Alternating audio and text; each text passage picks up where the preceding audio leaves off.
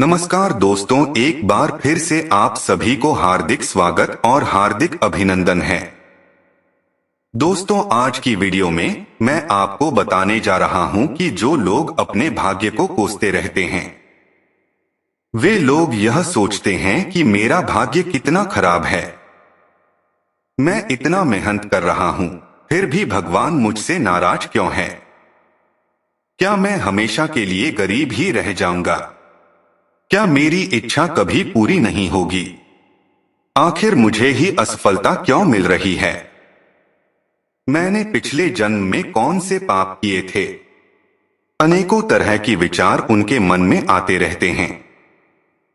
तो दोस्तों, आज के वीडियो में मैं आपको इसी चीज के बारे में बताने जा रहा हूं। यदि आप वीडियो को पूरा देख लेते हैं तो आपके सारे प्रश्नों का उत्तर मिल जाएगा।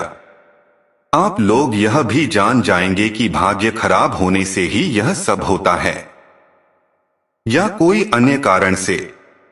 वीडियो शुरू करने से पहले आप सभी से एक छोटी सी विनती है कि वीडियो को शेयर कर दें तथा चैनल को अभी तक सब्सक्राइब नहीं किए हैं तो चैनल को सब्सक्राइब कर ले। तो चलिए शुरू करते हैं आज की प्रस्तुति। आप सबने देखा और सुना ही होगा कि जो लोग गरीब होते हैं वे ज्यादा दुखी रहते हैं, क्योंकि वे सदा अपने भाग्य को कोसते रहते हैं, या फिर यूं कहे कि वे हमेशा इसी चिंता में रहते हैं कि उनका दुख कब दूर होगा, कब भाग्य का फेर बदलेगा, और इसी चक्कर में वे बाकी चीजों को अनदेखा कर देते हैं। जबकि व्यक्ति को ऐसा बिल्कुल भी नहीं करना चाहिए। भगवान द्वारा दी गई हर स्थिति में खुश रहना चाहिए और उसका डटकर सामना करना चाहिए। ऐसा कहा जाता है कि अगर जीवन में दुख आते हैं तो एक न एक दिन सुख भी जरूर आते हैं, और सुख दुख तो जीवन के दो पहलू माने गए हैं। व्यक्ति को हर समय भगवान का नाम लेते रहना चाहिए। शास्त्रों में ऐसा वर्णित है कि अगर भगवान शिव और माता पार्वती की पूजा एक साथ की जाए तो उसका फल दोगुना ज्यादा मिलता है। आज हम आपको इसी से जुड़ी एक ऐसा कथा के बारे में बताने जा रहे हैं, जिसमें भगवान ने बताया है कि जो गरीब लोग होते हैं वे अपना दुख कैसे बढ़ा लेते हैं। एक बार माता पार्वती ने भोलेनाथ से पूछा कि जो लोग अपने भाग्य से दुखी होते हैं उन लोगों को पहले से ज्यादा दुख ही मिलता है, और जो सुख भोगते हैं उन्हें कोई दुख नहीं मिलता। उस समय भगवान ने माता के सवाल का जवाब नहीं दिया और उनके प्रश्न का जवाब देने के लिए उन्हें पृथ्वी लोक पर ले गए। दोनों ने मनुष्य देह धारण किया और नगर में पति पत्नी के रूप में रहने लगे। एक दिन माता ने रसोई बनाने की तैयारी शुरू की, लेकिन माता ने देखा कि चूल्हा बनाने के लिए ईंटें नहीं हैं। तो वे अपने घर से बाहर कुछ दूरी पर ईंटें लेने पहुंची। उन्होंने कुछ जर्जर हो चुके मकानों से ईंटें ली और लाकर चूल्हा तैयार किया। कुछ समय बाद भोलेनाथ खाली हाथ घर लौट आते हैं। उन्हें ऐसा देखकर माता ने पूछा कि आप कुछ लेकर नहीं आए तो खाना कैसे बनेगा? इस पर भगवान ने कहा, अब उसकी जरूरत नहीं पड़ेगी।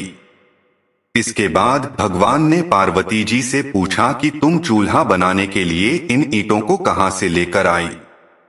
माता ने कहा, प्रभु, इस गांव में बहुत से ऐसे घर भी हैं जिनका रखरखाव सही ढंग से नहीं हो रहा है। उनकी जर्जर हो चुकी दीवारों से मैं ईंटें निकाल कर ले आई। शिव ने फिर कहा, जो घर पहले से खराब थे तुमने उन्हें और खराब कर दिया। तुम मजबूत घरों की दीवारों से भी तो ईंटें ला सकती थी। पार्वती जी बोली कि उन लोगों ने अपने घरों का रखरखाव अच्छी तरह किया है और वे सुंदर भी लग रहे हैं, उन्हें बिगड़ना ठीक नहीं होता। इस पर शंकर जी ने कहा कि कुछ दिन पहले पूछे तुम्हारे प्रश्न का उत्तर भी यही है कि जिन लोगों ने अपने जीवन को अच्छे कर्मों से सुंदर बना रखा है उन्हें दुख कैसे हो सकता है। और जो पहले से ही अपने भाग्य को कोसते हैं उन्हीं को दुख प्राप्त होता है। दोस्तों, इस कहानी का अर्थ यह है कि मनुष्य को कभी भी दुखी नहीं रहना चाहिए।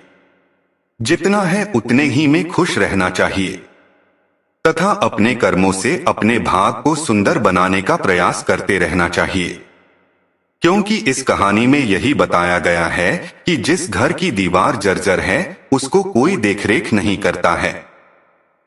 ठीक उसी प्रकार आपका भाग पहले से ही जर्जर रूपी मकान की तरह हो गया है और आप उसकी देखरेख करने की बजाय उसको यूं ही छोड़ देते हैं। तो दोस्तों, आज की यह वीडियो आपको कैसी लगी कमेंट में जरूर बताइएगा। यदि आपको यह जानकारी अच्छी लगी है तो वीडियो को लाइक करेगा। आप सभी का धन्यवाद।